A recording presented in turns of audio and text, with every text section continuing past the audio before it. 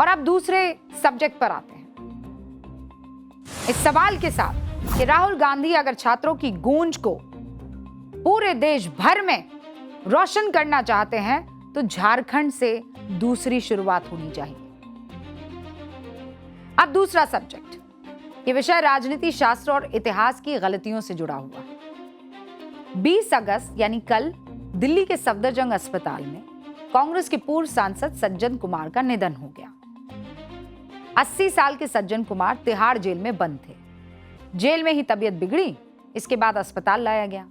सज्जन कुमार वही हैं जिन्हें 1984 में हुए सिख दंगों के 2 अलग अलग मामलों में उम्र कैद की सजा सुनाई गई थी, इसीलिए वो तिहाड़ जेल में बंद थे। जैसे ही सज्जन कुमार के निधन की खबर सामने आई, कांग्रेस के कई नेताओं ने उन्हें श्रद्धांजलि दी।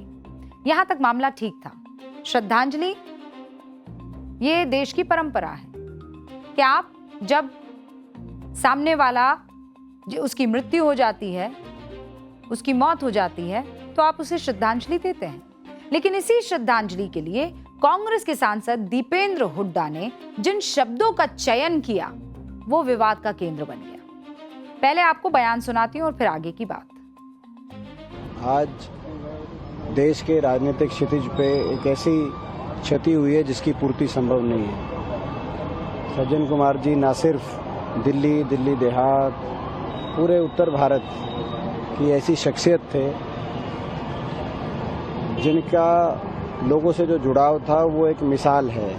हमारे पूरे देश में उनकी मिसाल दी जाती है।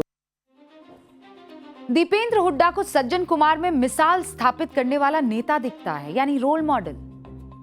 और यही बात बीजेपी और शिरोमणि अकाली दल को पसंद नहीं आ रही। बीजेपी का कहना है कि सिखों का कत्लेआम करने वाला कांग्रेस का रोल मॉडल कैसे हो सकता है। सुनिए बीजेपी और शिरोमणि अकाली दल के नेता क्या आरोप लगा रहे हैं। ये बताता है कि कांग्रेस सिखों के प्रति किस तरह की भावना रखती है, कितनी नफरत करती है। सिखों का कत्लेआम करने वाला उनका रोल मॉडल है। कांग्रेस पार्टी मगर आज भी बदली नहीं है। आज भी इनके लिए सज्जन कुमार जैसे लोग रोल मॉडल हैं। अब जिस जख्म को बीजेपी के आरोपों के मुताबिक कांग्रेस ने फिर से कुरीदा है, उसकी हकीकत बहुत दर्दनाक है। ऐसा दर्द जिसे दिल्ली के कई सिख परिवार 42 साल बाद भी नहीं भूल पाए हैं। और इसीलिए आज एक बार फिर से इतिहास का वो पन्ना हम पलट रहे हैं। हो सकता है आपके घर में जो जेनजी हैं उनको ये पता ही ना हो, और इसीलिए ये तस्वीरें उनको दिखानी, वो तथ्य और वो सत्य उन तक पहुंचाना जरूरी है। सोचिए कैसा मंजर देश की राजधानी की सड़कों पर रहा होगा। जिनके सर पर सिखों की शान पगड़ी थी, उनके गले में टायर डालकर जिंदा जला दिया जा रहा था। जिनके परिवार के सदस्य की ऐसी निर्ममता से हत्या की गई, वो कैसे भूल सकते हैं वो दिन। एक आंखों देखा किस्सा आपको सुनाती हूं। यूएनआई के पत्रकार रहे एमआर नारायण स्वामी 1 नवंबर 1984 का किस्सा लिखते हैं। कहते हैं कि दंगों की खबर सुनकर दोपहर को वो मुर्दा घर गए। वहां इंचार्ज डॉक्टर एलटी रमानी और उनके स्टाफ घबराए हुए थे। लाशों की लाइन दिखाते हुए उन्होंने मुझसे कहा, इतनी लाशें हैं कि सभी का पोस्टमार्टम संभव नहीं है। जब हम रमानी से बात कर ही रहे थे कि हमने देखा कि एक अधेड़ उम्र का आदमी शवों को ठेले से लेकर ऐसे पटक रहा है मानो वो खून से रंगे लाल बोरे हों। मैं शवों की गिनती करने लगा ही था कि एक पुलिस वाले ने मुझसे कहा, तुम इनकी गिनती तो कर लोगे, लेकिन क्या तुम अंदर के कमरे में जो लाशें पड़ी हैं उनकी भी गिनती करोगे? मैं एक बार डर गया। मैं एक बड़े कमरे की तरफ बढ़ा और जैसे ही दरवाजे के पास पहुंचा, एक भयानक बदबू से घिर गया। कमरे में सिख आदमी, औरतें, बच्चों के शव बिखरे पड़े थे। एमआर नारायण स्वामी लिखते हैं कि 350 से ज्यादा लोगों के शव वहां पर पड़े थे। और ये सब दंगे के पहले दिन की कहानी है, क्योंकि 31 अक्टूबर 1984 को देश की तत्कालीन प्रधानमंत्री इंदिरा गांधी की हत्या कर दी गई। गोली मारने वाले उनके ही बॉडीगार्ड थे और दोनों सिख थे। कई रिपोर्ट में यह भी लिखा है कि कांग्रेस के कुछ नेताओं ने इस घटना को सिख विरोधी दंगे में बदल दिया। हालात ये थे कि देश के राष्ट्रपति तक पर हमला हो गया। 31 अक्टूबर को शाम 5 बजे राष्ट्रपति ज्ञानी जेल सिंह यमन, उत्तरी यमन उस वक्त कहा करते हैं, आज का वो यमन है, उस वक्त उत्तरी यमन हुआ करता था, उत्तरी यमन की अपनी यात्रा को अधूरा छोड़कर भारत लौट आए।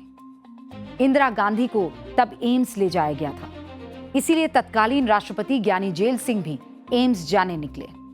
उनका काफिला अस्पताल से महज 1 किलोमीटर की दूरी पर कमल सिनेमा के पास पहुंचा तो वहां खड़ी भीड़ ने काफिले पर पथराव कर दिया। इंदिरा गांधी पर हमले के बाद उपद्रवी भीड़ को कुछ नहीं सूझ रहा था। वो नारे लगा रही थी, खून का बदला खून से। सोचिए, भारत की राजधानी, देश का राष्ट्रपति और पथराव, कैसा मंजर रहा होगा। ज्ञानी जेल सिंह तो राष्ट्रपति थे, उन्हें बचा लिया गया, लेकिन दिल्ली में आम सिखों के साथ क्या हो रहा था? जानते हैं उनके साथ क्या हो रहा था? 1 नवंबर 1984 का दिन था। दिल्ली में थोड़ी सर्दी थी। शाम के 4, 4:30 बज रहे थे। जगह थी पश्चिमी दिल्ली का सरस्वती विहार। अचानक भीड़ आती है। वो एक सिख परिवार के घर के दोनों तरफ से हमला बोल देती है। घर में जसवंत सिंह अपनी पत्नी, अपने बेटे तरुणदीप, अपनी बेटी और अपनी भतीजियों के साथ मौजूद थे। भीड़ इनकी जान लेने पर आमदा थी। ईंटें, लाठियां, लोहे की छड़ें, भीड़ सबको बस पीटती चली जा रही थी। भीड़ का गुस्सा तब शांत होता है जब जसवंत सिंह और उनके बेटे तरुणदीप की मौत हो जाती है। आपको ये सारे शब्द बेहद भयावह लग रहे होंगे, लेकिन यही फैक्ट है जो कोर्ट में पेश किए गए हैं। जसवंत सिंह की बेटी ने अपनी गवाही में ये बातें बताई और इसी आधार पर दिल्ली की विशेष अदालत ने कांग्रेस सांसद सज्जन कुमार को उम्र कैद की सजा सुनाई थी। देश की राजधानी में इंदिरा गांधी की हत्या के बाद सिखों में इतना डर था कि बड़े बड़े ताकतवर ओहदेदार सिख समाज के लोग भी सड़क पर निकलने से डर रहे थे। सिख विरोधी दंगों की जांच के लिए मई 2000 में नानावटी आयोग बना। इस आयोग के सामने पंजाब और हरियाणा हाईकोर्ट के पूर्व मुख्य न्यायाधीश रणजीत सिंह नरूला ने अपनी आपबीती सुनाई।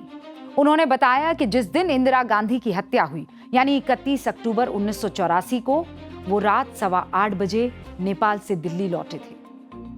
उनका घर दूर था और शहर में माहौल खराब था, तो सुरक्षा कर्मी उनको पास के नदन रेलवे कॉलोनी में अपनी बेटी के घर ले गए। इसके 3 दिन बाद 3 नवंबर को उन्होंने फ्रिक इंडिया लिमिटेड के प्रबंध निदेशक मनमोहन सिंह को फोन किया। मनमोहन सिंह ने उन्हें सलाह दी कि वो अगले दिन तक घर से बाहर बिल्कुल ना निकले, क्योंकि उन्हें अपने कांग्रेस के मित्रों से ये जानकारी मिली थी कि ये कार्यक्रम 3 दिनों के लिए है। ये बयान नानावटी आयोग की रिपोर्ट के पेज नंबर 127 पर दर्ज है। 31 अक्टूबर से लेकर 7 नवंबर 1984 तक दिल्ली में कत्लेआम मच रहा था। आरोप लगे कि कांग्रेस सरकार की नाक के नीचे सिखों को खोज खोज कर मारा गया। आहूजा कमेटी की रिपोर्ट बताती है कि इस दंगे में सिर्फ दिल्ली में 2733 लोग मारे गए। देश भर में 3325 लोगों की मौत हुई। लेकिन इन सब के बाद देश के तत्कालीन प्रधानमंत्री राजीव गांधी का बयान सुनकर आपको अपने कानों पर यकीन नहीं होगा हो कब। वो बयान आज की युवा पीढ़ी और जेन जी ने सुना ही नहीं होगा। जब भी कोई बड़ा पेड़ गिरता है तो धरती थोड़ी हिलती है। देश की राजधानी में दंगे हुए। देश के प्रधानमंत्री इन दंगों के महज 12 दिन बाद उसी दिल्ली के बोट क्लब में खड़े होकर कहते हैं कि एक बड़ा पेड़ गिरता है तो धरती थोड़ी हिलती है। 3325 लोग जो मारे गए, उनके परिवार पर क्या बीती होगी ये सुनकर कि धरती थोड़ी हिलती है। जिस सरकार से उम्मीद होती है कि वो इंसाफ दिलवाए, अगर वहां का मुखिया कहे धरती थोड़ी हिलती है तो क्या होगा। और ये सिर्फ कहा नहीं गया, आरोप लगते हैं कि तब की कांग्रेस सरकार ने सिख दंगों के पीड़ितों को न्याय दिलवाने की मंशा दिखाई ही नहीं। सिख दंगों के बाद चुनाव हुए, राजीव गांधी सरकार जबरदस्त बहुमत के साथ सत्ता में आ गई। 17 जनवरी 1985 को राजीव गांधी सरकार ने संसद में इंदिरा गांधी की हत्या पर लोकसभा और राज्यसभा में प्रस्ताव पेश किया, संवेदना व्यक्त की, लेकिन 3,325 लोगों की मौत की कोई चर्चा तक नहीं। इसके बाद मई 1985 में सिख दंगों की जांच के लिए राजीव गांधी सरकार ने रंगनाथ मिश्रा आयोग का गठन किया और जांच कमेटी भी ऐसे ही नहीं बनी। राजीव गांधी सरकार पर पंजाब से जबरदस्त दबाव आया। अकाली दल नेता संत लोंगोवाल ने पंजाब संकट के मसले पर तब तक सरकार के साथ वार्ता से इनकार कर दिया जब तक कि वो जांच शुरू नहीं कर देती। संत लोंगोवाल की शर्त के कारण राजीव गांधी सरकार को रंगनाथ मिश्र आयोग का गठन करना पड़ा। अब एक बात तो आप जानते ही हैं हुक्म, कई बार जब सरकारें दबाव में कोई फैसला लेती है तो नियत फैक्ट से बचने की होती है। रंगनाथ मिश्र रिपोर्ट के साथ राजीव गांधी सरकार ने यही किया, ये आरोप लगते हैं और ये मैं नहीं कह रही हूं, ये तथ्य कह रहे हैं। फरवरी 1987 में संसद के पटल पर राजीव गांधी सरकार ने मिश्रा आयोग की रिपोर्ट पेश की, लेकिन 414 सांसदों की ताकत पर सवार राजीव सरकार ने आयोग पर चर्चा रोक दी। मालूम है क्यों?